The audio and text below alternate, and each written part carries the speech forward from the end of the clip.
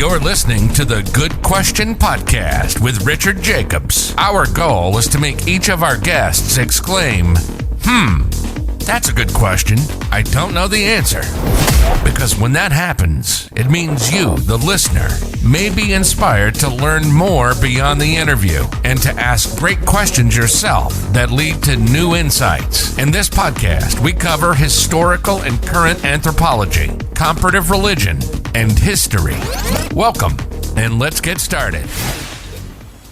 Hello, this is Richard Jacobs with the Good Question Podcast. My guest today should be very interesting. Autry Pruitt. He's a managing partner at Spencer Pruitt and government expert. So he's a government expert, Trump campaign surrogate, columnist, radio show host. So we're going to talk about his book, Planes, Steak, and Water, Defending Donald J. Trump and His Christian Faith. So Autry, welcome and thanks for coming. I thank you so much, Richard, for having me on the Finding Genius podcast, having me on board. I appreciate you greatly. Anyone that's got a platform that's putting out material for individuals to learn and to digest and to ask questions and to expand their global mindset certainly deserves praise. In my book, it is a great honor. Thank you. So, I just got the book in the mail from you. Thank you for sending it literally like a day ago. When I glanced over it quick, it seemed to talk about 2016 in the election. So just quickly for potential readers of the book, does it cover everything from the first time Trump was elected till now, or is it only focused on the first time? No, the book is only focused on the first time, his first run for office in 2016. It's not focused on this time. I'm writing a different book, but it's not going to be on Trump. There's enough Trump books out there now. So I thought the new one, it would be like Planes, McDonald's, and RFK instead of like Planes, Steak, and Water. Well, the book title came from Mitt Romney gave a speech back in 2015, and he went after Donald Trump, and he said, what happened to Trump planes? What happened to Trump steak? What happened to Trump water? And they all failed. And I argued in the book, the whole point of the book is to argue this point. Mitt Romney missed the point. The point was that Trump tried. And what we've had a failure of is government peoples on both sides of the aisle, but I come from the right side. Government individuals on both sides of the aisle have always made these promises. We're going to move to Jerusalem. We're going to cut deficit. We're going to get rid of fraud, waste, and abuse. And they never even try because they get scared. And so where Mitt Romney criticized Donald Trump for actually trying, I praised him for trying and say, listen, you may try only 50 things and 5 work out, but if you try nothing, then nothing will ever work out, Maybe as a way to push back, they should report in the media like, oh, a Trump plane was found suiciding itself mysteriously, so the program won't work. That would be more akin to sending the message back to the other side. Yes. Yeah. So what inspired you to write this book? And did you write it just recently, or did you write it a while ago and you were waiting to put it out? I wrote this book. A while ago, and I put it out a while ago, and then recently it took off for some reason, and people wanted it to go back in time and to read. I think people go back in time and started to read. Well, what were we saying in 2016? People didn't laugh me off. They said it's a joke. They said, and now people are saying, wait a second. There's something to this Trump guy. So not only my book, but a lot of the other older Trump books have seen a resurgence. And that's essentially what happened. What prompted me to write the book then was very simple. I saw early, even though it was published in 16, I wrote it in 15. And I saw early on what was happening. And what was happening was that the American electorate, the body politic, if you will, was desperate. They were desperate for somebody to try something, anything, to change people's personal narrative, right? On both sides of the aisle. And when Trump came along, individuals said, you know what? Let's just give it a try, because the old guard wasn't working anymore. The old elite wasn't working. And so that was the crux of the issue. It wasn't because Donald Trump was so special, although he is unique. It wasn't because he's arguing about immigration. Said before, Buchanan. I was going to say O'Brien. Patrick Buchanan had argued that before. It was the fact that Donald Trump was in a moment where people said, you know what, we got to throw something to the wall and see if it sticks. People then got backlash against it with Biden, and Trump loses, barely so, but he loses about 70,000 votes across 5 states. And then people said, wait a second, it's the same old stuff. The media is not telling the truth. It's clear that President Biden has rapidly started declining. It's clear that Vice President Kamala Harris is lying about certain activities. It's clear that the Republicans are playing games again. So they said, you know what? We need to go back and do Donald Trump one more time. So that's why the book has seen that resurgence. I identified very early on what was going on in the body politic. No, no, I have amazing respect for Donald Trump. I don't know of any human being that has been abused to this level and still continues besides Jesus. I mean, it's unbelievable. I couldn't withstand constant attacks for years and years and years. I don't know how he does it. It's amazing. At some point, you just give up. But I think certainly between $8 and $20 billion would help you do it. An insular family will help you do it. But what helps you do it the most is two things. The first thing is Donald Trump's more recent belief in this come to Jesus moment over the years. And then the second thing is at some point, there's nothing else to lose. You think about, I've always thought about it like, think about it from the bottom, right? You think about from the bottom, you say, you know what? If a man has it's all out, he's got nothing else to lose, he's dangerous. Well, if you think about it, if a man is all out and gained everything he possibly can gain, he's in his 80s, he's not afraid of losing anything, obviously, he's dangerous too. This is why I believe, I actually have a Christian perspective, is why I believe Donald Trump was elected the first time, and it's along those same lines. And so I think that's where we misconception. Donald Trump was a man with nothing to lose. And we didn't think about that. We were thinking about, oh, what if he goes to prison? What if he goes to jail? What if he goes? But from his perspective, he had spent and achieved everything in his 75 years of life. He'd been a billionaire. He'd had every woman he wanted, every church he wanted to be in with, every device he wanted to have, every plane, every flight, every place in the world he wanted to meet. He had done it. So he really had nothing else to lose and mostly everything to gain. It was like stepping up to a roulette table and placing it all on black. I guess one thing I worry about is, even though he survived all these problems, I don't know. I would think he'd be like mentally seriously traumatized by all this, which would not make him more dangerous, but it would just make sense. Like, again, he's been traumatized to where he's like, I don't care anymore. I'm going to do this and that. And again, I would feel like he has no fear anymore, but because of all that's been done to him, it would be incredibly hard not to want to retaliate. And he's not, but where does that angst go? Can he channel it all into the work, or are we going to see some weird, like, post-traumatic stress freakouts from him because of what he's been through? I'm hoping that he's channeled it into God. I'm hoping he's let go and let God, which maybe his brush with death. From what I've told, I haven't spoken to him since the second election, but I am told that his brush with death, that probably is what made him fortified, in a sense that he may be called to a moment in time to do something great. When Trump first got elected, I alluded to this earlier, Richard, when Trump first got elected, I thought to myself that what happened was this. We read in the Bible where God talks about taking the least of them and making them great. We always think about the poor, the downtrodden, right? Those who are on the streets. But we didn't realize that Donald Trump in the Christian world was the least of them. He was a billionaire philanderer going around. You remember the grab him by the cat video that was released? Oh, yeah. And so for really Christians, so for Christians, he was the more repugnant. And what I believe happened was that as the church began to pray, God said, okay, you know what? I've given you who you wanted. You wanted the Bushes, you wanted Reagan, you wanted Ted Cruz, you wanted Rubio, you wanted all these people that on the outside projected faith, and you rejected them. So I'm going to take the least one of you, the least that you expect, and I'm going to show you what I can do.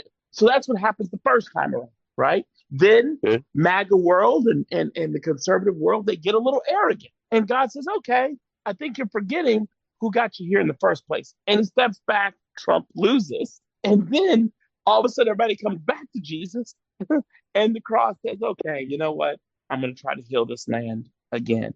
I Hmm. actually believe, and I had a sermon based upon this, but I actually believe that Trump's election was an answer to the prayers of conservatives because the conservatives, I should say, were being told by God that guess what? You can't do it on your own. You've been lying about abortion. You've been lying about prostitution. Everything that you guys say you're not for, you're not. So I'm going to go ahead and choose a vessel on my own, and it's going to be the least likely, the least one you think it is. And normally we're looking low for poor people or for those who are uneducated. He chose Hmm. high. Isn't Hmm. that like God to surprise us every day? Yeah, no, I mean it was a huge surprise. When I saw well, not possible, the actual assassination attempt, and I saw what happened, like the first thing I thought was like, yeah, that's the hand of God. I mean, there's no way that would have happened otherwise. It's just he intervened, and I actually think it was probably a good thing that Trump wasn't president twice in succession because people I think they just would have fought him to death. They wouldn't have appreciated him.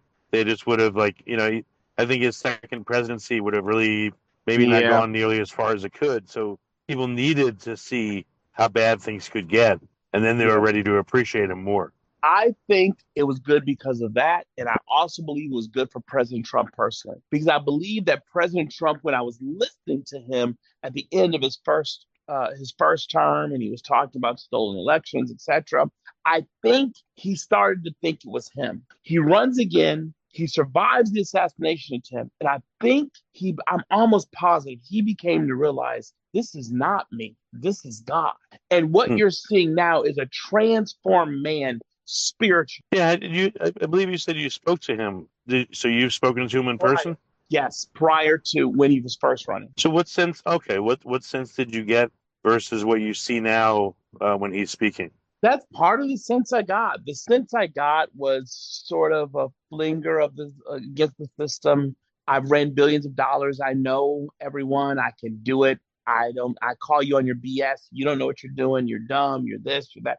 I got it. There was a sense of arrogance to him the first time around. That Hmm. arrogance is not there now. A sense of accomplishment is there. A sense of assurity is there, but the arrogance is pretty much gone away. Even if you listen to him now, it's much more humble, right? It Hmm. is he's still in your face. He still says, we gotta stop making stupid. But if you listen now to him, even when he's off the cuff, not when he's got the speechwriters, but even off the cuff, there's a much bigger sense of humility there. There's a bigger sense of, but for the grace of God, there go I. Well, I've seen different groups. There were a bunch of Latino pastors that prayed and put hands on him. There Yeah. was, a bunch of African American pastors that did before and after the election.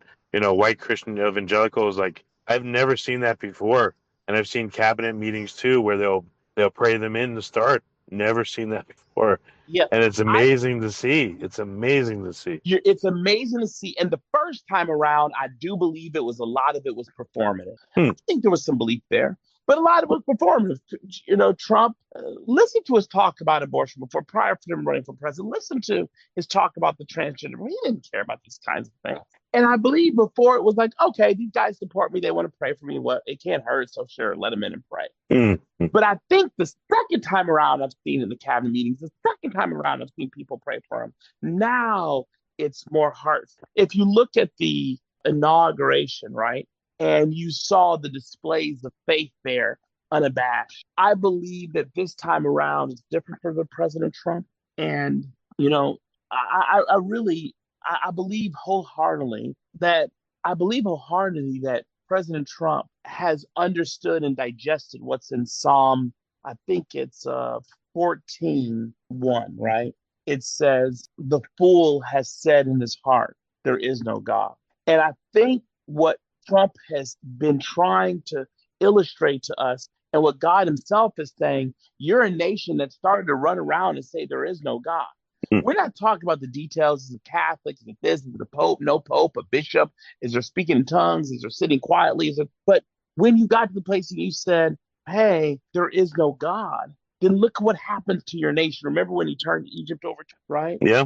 Yep. So Yep. that's what started. Think about that. The nation started to say, even conservatives started to say, there is no God. Mm. And when God moved his hand from America, we went crazy. Men or women, women or men. It's insane. Yeah. Yeah. So I think that's what happened. I think God was in the first election. People were arrogant. Trump and the electorate were thinking, oh, MAGA world was like, we did it, we did it, we did it, we did it, we did it. So God said, fine, if you did it, do it again. They didn't Mm. do it again. And then people humbled themselves and prayed, and God is now beginning to heal our land. Well, that's a great way of looking at it. I really hope that's the case. I guess I don't know. I feel like I don't know. Again, I'm only one person, but it just feels like I personally was despairing a lot more before he got back into office, and I feel like a lot of people were despairing, and we were just being told, by all our dear leaders, like we're bad, we're bad, we're bad, everything's bad. We need to eat bugs and this and that and not live. And when Yeah. Trump came back, it was just a huge dam burst of hope that when he came back, I felt I don't know, it just felt like that. It seemed like, of course, there were people crying, which was Yeah. because they were on the other side, but I just felt a lot of hope from people, and personally, I did too. Across evangelical America, across Baptist America, Pentecostal America, anyone that were center right believing Christians, when Mm. Trump lost, I never saw so much prayer, so much crying out to God, so much saying, God, what are we going to do? They Yeah, weren't relying on political consultants. They weren't relying on the pollsters. They said, you know what? If this is going to happen, it's going to have to be God, because the Democrats have academia. The Democrats have the media. The Democrats have Hollywood.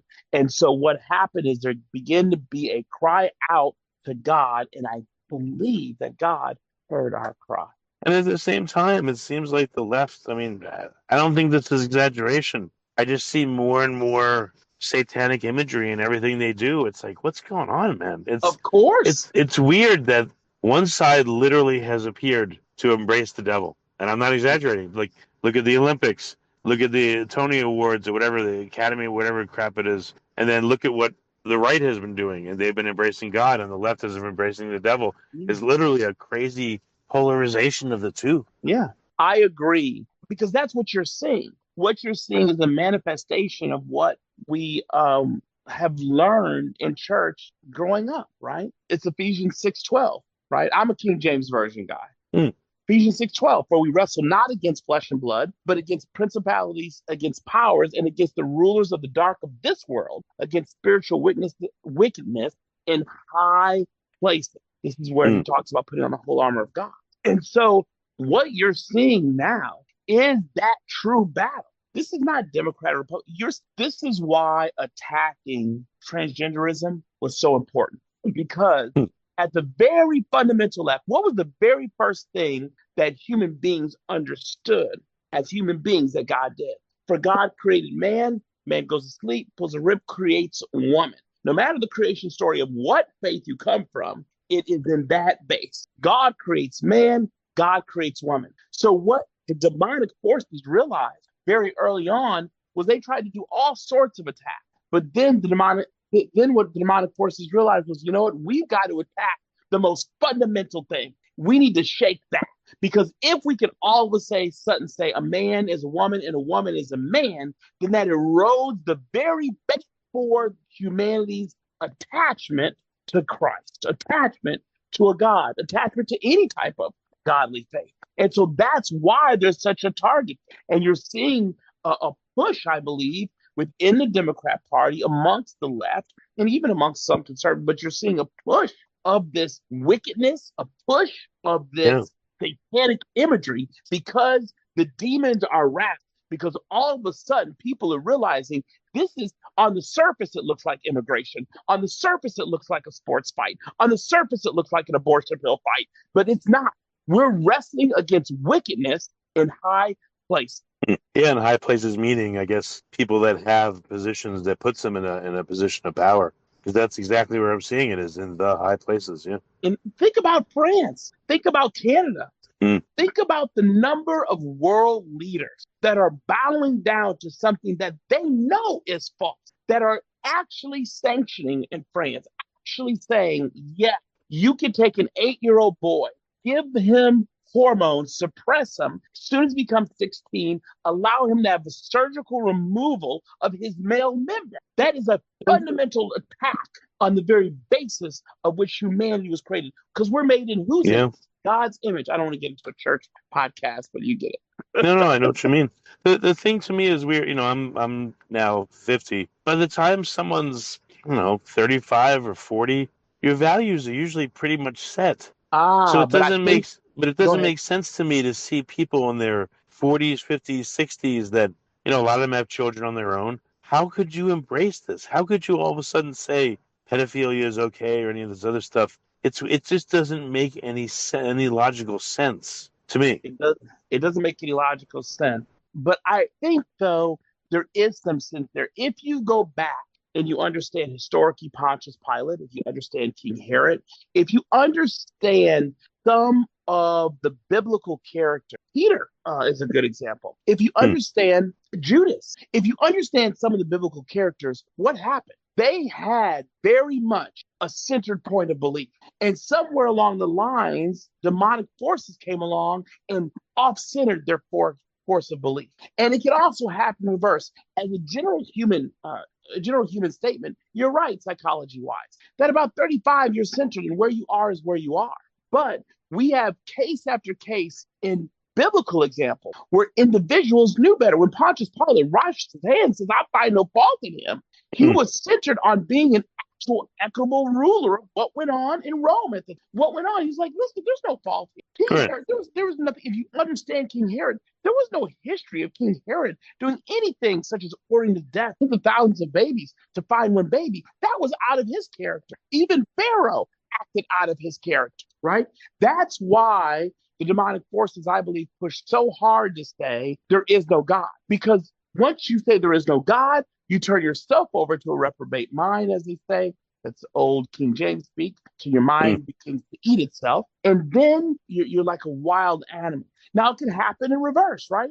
Donald Trump, who he was by 35, sleeping with tons of women, hanging out at the Playboy Mansion, doing whatever he wanted to do. And much later on in life, God changes his heart. So this shows you that both demonic forces and the cross can change a heart. So I think we have to be more humble in our understanding of human psychology. Yeah, no, that's true. Like I spoke to a lady today that was looking at a historical figure in the church, and she did really amazing things, but also did some really bad things. Or if you look at, let's say, Mother Teresa, I mean, supposedly she wasn't even close to being all good, but yet she did many good things, but also many very bad things. So I guess it's hard to, it's impossible to find someone that's, besides Jesus, that's all good. It's just everyone has just major flaws and needs help. Yeah, I didn't think about that. That's true. Yeah, when Donald Trump was younger, right? He was a playboy. He did this, that, and the other, and he's very much changed. Yeah, you're right. He's very much humbled and changed, and it came way late in his life, but it came at just the right moment. I grew up in a black old Pentecostal church, and we used to have an old saying: God may not come when you want him, but he's always on time. That's a cool saying. So what in your background has given you a unique perspective on Trump and on government affairs and all the other stuff? Like, what do you see that others don't see because of your background? Well, there's a few things that give me a unique perspective on politics and this. One of the first things that gives me a unique perspective is my grandmother. My grandmother's born in, 1917 Alabama, I believe. She saw real racism, right? For those of your listeners that don't know this, I'm actually Black American. And she saw real racism. She tells me a story once about being slapped in the face for looking at a white woman in the street, and some other racism like this. One day we're driving along in a car and a guy cuts us off. And I must have been 8, maybe 7. I turned to my grandmother and said, oh my gosh, look at that white guy, he's racist. And my grandmother only swore maybe 4 times or 5 times, I'd have to think back, but no more than 5 times in her life. And this was one of them. She pulls over the car and she said, that's my middle name because my mother's name is Audrey and my father's name is Autry. So my family called me Jeremy. She says, Jeremy, let me share something with you, son. 1, most people are just assholes and they will use anything they can to get ahead.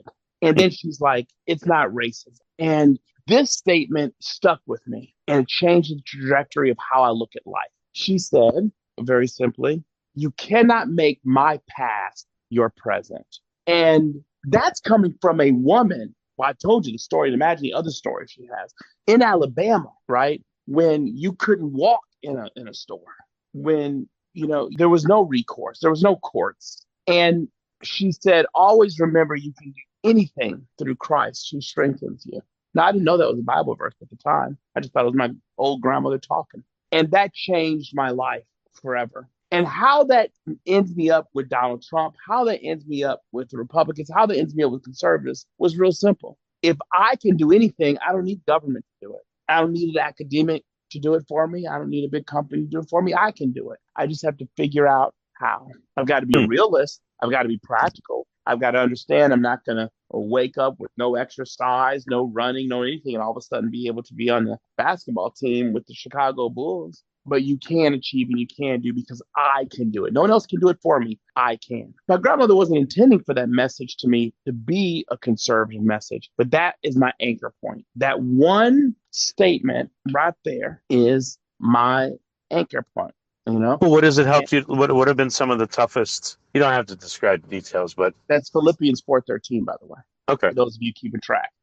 But I mean, in your toughest moments, like where did resilience and resolve come from within you? Christ. It wasn't me. It was Christ. I didn't have some people look at my childhood, I could tell some stories and they would think it was tough, but it wasn't that tough in comparison to others. There have been others that have had way tougher times than mine. Mine wasn't the easiest, but in comparison to what I've seen, it was actually pretty decent. But for some of the adversity, it's Christ. Even the stuff I face today, I'm divorced. I have 2 kids. They don't live with me. They live across the country with their mother, which is a very sad situation. I think the family court system is what the devil intends the court system to be in hell. But at any rate, I relied on that. I never had a problem because I believed that it was Christ was the anchor of where I strength. I don't draw it from my books. I don't draw it from my education, and I'm pretty damn smart and went to some good schools. I don't even draw it from my church or my pastor. I don't draw it from my speaking ability or the money I have. I've been successful now. I don't draw from my business partner or a girlfriend who is gorgeous I'm dating. I realize that my power comes not even from me. It comes from Christ. And that's what has kept me going. It's tough, but man, I'm 45. I'll be 46 in July. And I'm anchored there, man. I'm anchored there. And every now and then start to forget. And then I remember. Again, what do you see that most folks don't see right now in our government? Like, what kind of forces do you see acting? For instance, with Trump, do you think he's opened himself enough to God to get direction from Holy Spirit, or do you think his ego is still like really jockeying with Holy Spirit and he needs to be reminded and prodded, or like what do you think's going on this time around? Let me tell you about this. Matthew 18:20, right? For where there are 2 or 3 gathered together in my name, there I am. This is Jesus talking in the midst of them. I believe that answers your question. Does Trump have a connection? Do I believe in the Holy Spirit? Yeah, I do. I believe he has a connection to the Holy Ghost, certainly. But that's not what it is. It's that he is surrounded with 2 or 3 people who are gathered there in government in the name of God. And they're probably not people we know. It's not Elon Musk. It may not be Susie Wiles. And I'm not speaking against their faith. I think Elon's faith is action, right?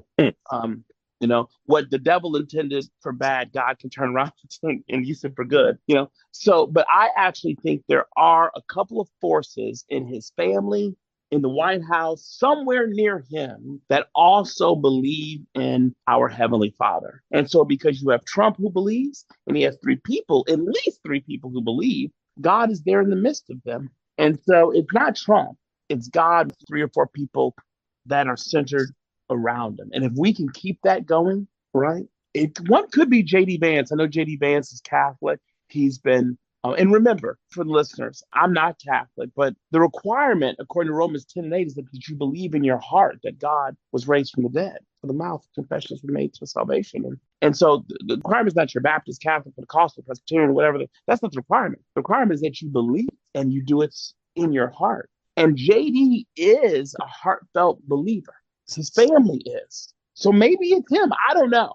That's for God to know. But I believe that he is surrounded by people in the presence of God. And Trump speaking that president is also anchored accordingly. Okay. You know what's weird to me is I don't know, I would have said, and I still say, evil never gives up, but it seemed to. Yeah. About a couple weeks before the election, maybe a month before the election, this most recent one. And even now, it's there, but it's quiet, it's muted, it's a lot less than it was before. It's just kind of it makes me worry that far worse is coming, because I would assume that evil would never give up. But for some reason, it seems like it's been slapped and it's stunned just for a little while. I don't know. What's your thought on your experience on the darkness that is around? Yeah. Evil hasn't given up. It will never give up until the end of times. I mean, do you feel the presence of it as much? It just feels like there's a temporary lightening or lessening or an abatement of it. Just temporary, but sort of feels like maybe it's a deception. I don't know. I think it's a deception. Remember what was said in Peter chapter 5:8, right? Peter said, "Be sober, be vigilant, because your adversary, the devil, as a roaring lion, walketh about, seeking whom he may devour." I really think Peter was on to something there, right? That sin is always prowling, always. There's another verse, right? John 10, I think it's 10:9 or 10:10. The thief cometh not but to steal, kill, and to destroy. Remember when Job, one of my favorite for so many reasons, but Job is serving a God. Satan travels up to the host of heavens, to God, and says, "You know what? I've been lurking about. I've been going around the world seeking what I could do, what's happening, what's going on." And God says, "Consider my servant Job." That tells you something. Even though it's quiet, it's because he's just walking around, seeing where he can stir up some mess. So I'm with the quietness is a deception, and we must be, as Peter said, sober, vigilant, because the adversary walketh about seeking whom he may destroy. Okay. So I guess going back to your earlier book, what are some of the, I don't know, really unusual or interesting insights you got from collecting the material to write it? From the act of writing, like what did you learn or discover? Well, I'll tell you some of the insights I learned then. One of the insights I learned then was that people that were conservatives and that were Republicans didn't really care about people. They didn't care about America. They didn't care about the flag. Number two, that they were wholly untethered from the kingdom of God. Number three is that the most important thing to them was to fit in. We think that was a left-wing issue, but it wasn't. It was more important for people like Kevin Williamson. I actually devoted a chapter to him in my book. I think it's my last chapter, second last chapter, if I remember. He just really burns me. I don't know anything about him. What was his deal? Kevin Williamson used to work for National Review. The Atlantic hired him, and then he got fired after 2 weeks because, well, he was a conservative. They didn't want him there. Now he's over, I believe, at Dispatch. He hates Trump. He hates everybody. He is one people that calls us deplorables. I don't want to speak something that's not true, but I believe he was one of the conservative writers that backed up Hillary when she called us deplorables, I believe. And if it wasn't her that he backed, it was someone else that said something similar. He talked about the unwashed math. He talked looking down at people, condescending. He's just a piece of crap.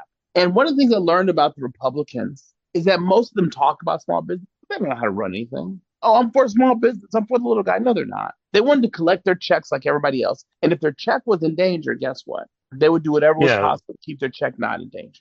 Right. So that was probably the biggest aspect. I really thought Republicans were for business, but they were for subsidies, just like the Democrats were. They were for tax bailouts, just like Democrats. That was the biggest thing I've learned. Do you think it's even possible to get up to the higher levels in government without being corrupted? It just doesn't seem like it is. I don't. Actually, I think it is. I think we've seen something. There are about 4 or 5 people who've done it. Trump did it. Darrell Issa did it. I don't always agree with Darrell Issa, but he did it. Mitt Romney did it. Don't always agree with him. He did it. And these people have something in common. Oftentimes people say, you know what? Let me take you out to the bar. Let me get you drunk. Let me get you a little drinking a little bit so I can see the real you. What I've learned in my time, give somebody the ability to have unlimited money or near unlimited money, then you're going to see who the real person is. And I think that might be the key.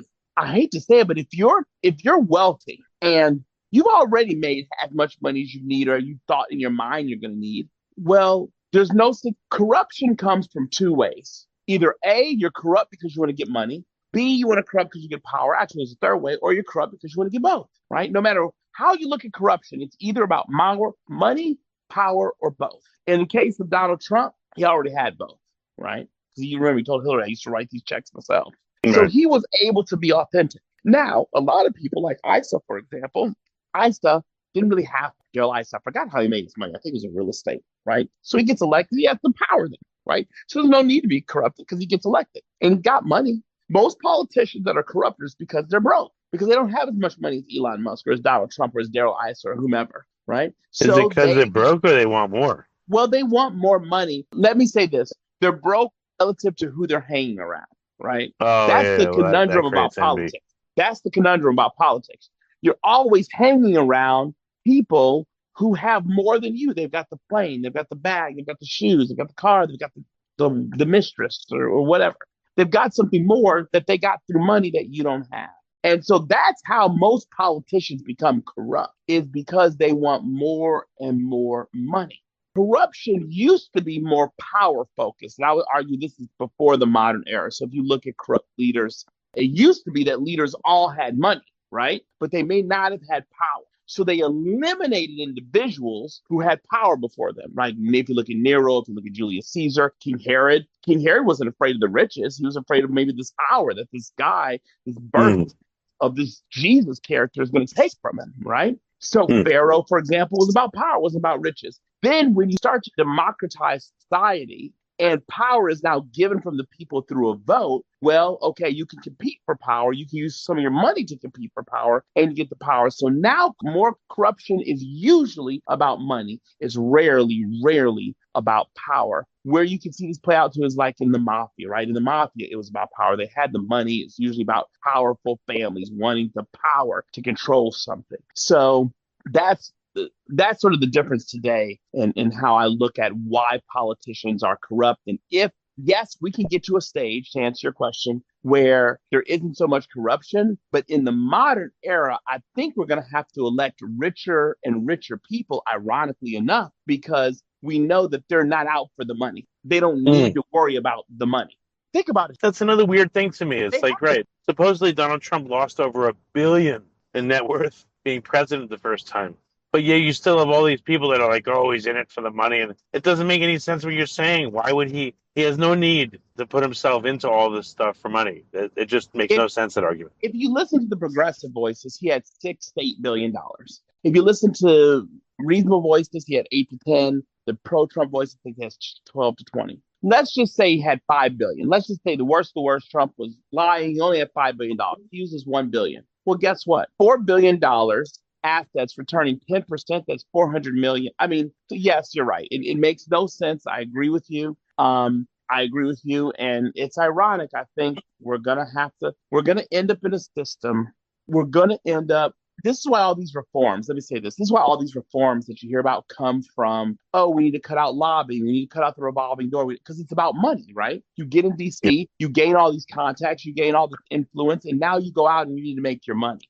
That's what the issue was with Hillary and Bill. Their corruption was about power. Bill had power when he was governor. Hillary had some power. They had power in the Democrat Party. That wasn't the issue. They didn't have the money, so they had to create this fake charity in Haiti to get the money. So corruption is about money. It's usually rarely about power nowadays. But here's another mystery, though. So you're saying maybe we have to elect richer and richer people, but you have Nancy Pelosi or Hillary Clinton.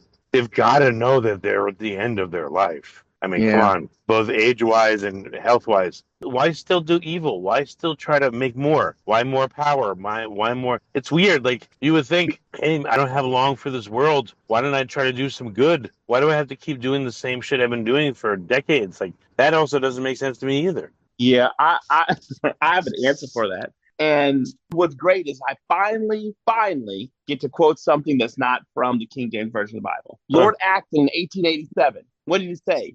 He said, power tends to corrupt, and absolute power corrupts absolutely. That's what Lord Acton said in 1887. That's what happens, right? The little corruption you did see from these people at this point wasn't about money. It was about holding on to that power. Nancy Pelosi holding on to that power. Hillary Clinton holding on to that power. That's what it was about.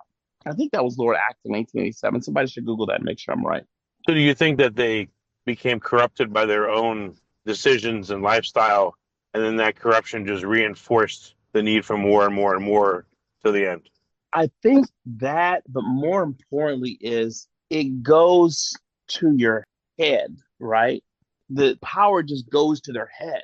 And what is that? Proverbs, in Proverbs 16, it said, pride goeth before destruction, and Before haughty the fall, spirit yeah. before fall. Yeah. 1 Corinthians 10, wherefore let him that thinketh he standeth take heed lest he fall. Like Autry, if you were 80 years old and Yeah. you had $1 billion net worth, would you try to go for more money or more power or whatever? Like, you're No. That's the thing. They're not going for more. They're trying to keep the power that they've got. That's the key. At some point, to think about this, money, once you have it until you die. Power is one of the things that you actually lose while you're still alive, because eventually you get of an age where you cannot exercise it anymore. You need youth, vitality, strength, and support to exercise your power. And every dictator that's fallen this has happened to them. They get Fidel Castro, they get old, and what happens? They're frail and they can't exercise their power. So what happens is money you can keep with you until the last breath is drawn. You can keep your money. And legally, there are structures in place to help you keep your money, right? Yeah. People can be prosecuted if they steal your money, even if you're an invalid. But guess what? Power is the one thing you can't. You cannot keep your power. At some point, that power has to go. And we saw it with President Biden. We saw someone trying to grip on the power. And then this is the crux. All the people around you that get a little bit of money or influence or get collateral power because of the main power, they try to keep that power with you. So what you have is people propping up Nancy Pelosi, just like you had these people propping up Biden. It wasn't because Biden wanted to stay. It's because all these individuals around them that got collateral power because of Joseph R. Biden needed him in power. And so that's why Lord Acton was right when he said power corrupts and absolute power corrupts. Absolutely. Well, very good. So, Autry, how do people start to, I guess, see and hear what your thoughts are in addition to podcasts like this? Should they go read your 2016 book, or where can they go to learn more from you? Go to x.com and follow me. It's very simple. Autry, Autry. Go to my website, autrypruitt.com, AutryPruitt.com. And follow me there. I do these podcasts, these interviews now. I'm in the private sector. I'm in the business sector. I love talking about this stuff. People are often surprised when they hear me talk about these things because they're used to me doing complicated business transactions, making legal decisions, insurance decisions, money, banking, etc. But this is stuff that I've studied and loved for years. And so you'll find some of my old writings there. You can find some of my old speeches there. I'm coming out with a couple of new things, but I'm always willing to engage. If you want to message me on x.com, if you have questions, you want me to elaborate, you want some evidence to talk about, or you even want to engage with me personally. If you live in Florida, now listen, I have to be careful. My assistant's not far from me. I'm about to make a statement. But if you live in Florida and you're not crazy, because we will find out if you're crazy, and you want to have a little sit down dinner one time and have some discussion, we can do that. I'd be more than happy to do that. And if you're a bourbon lover, you're even more welcome. Well, very good, Autry. Well, thank you so much for coming on the podcast. I appreciate it. Thank you so much, Rich. And I appreciate you. I appreciate what you do. And the world needs more like you. Godspeed, my friend. Godspeed. Thank you for listening to the Good Question Podcast. Please email support@thegoodquestionpodcast.com if you have any referrals to great guests for us to interview. Visit thegoodquestionpodcast.com to hear more interviews. And please help us spread the word by rating and reviewing us on Apple Podcasts, iTunes, Spotify, YouTube, or wherever you listen to this podcast.